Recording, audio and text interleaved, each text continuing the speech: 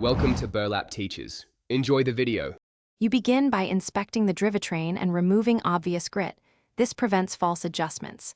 Shift to the smallest cog and chainring so the derailleur is relaxed, and then unplug or loosen the cable anchor bolt. Once done, mount the bike or stabilize it. This gives you consistent wheel orientation. Remove the wheel if the hanger is suspected bent, because alignment changes everything. Make sure to have a 5 mm Allen, a Phillips, and a needle nose so you can tweak limit screws and cable tension precisely. You now check hanger alignment and correct it. A bent hanger causes misshifts, so straighten or replace it for reliable indexing. Next, set the high limit so the upper jockey clears the smallest cog, then shift to the largest cog and set the low limit. This prevents chain drops.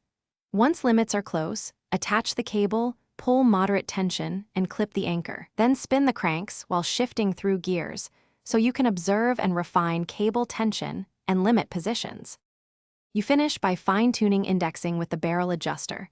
Small quarter turns make audible, precise changes, so shift and adjust until each gear lands cleanly. Then verify B tension so the top pulley clears the cassette by a few millimeters. This affects large cog shifts. Inspect pulley wear and cable friction. Replace frayed cables or dirty housings because they mask proper settings. If skipping or chain drop continues, recheck hanger alignment and repeat limit and tension steps.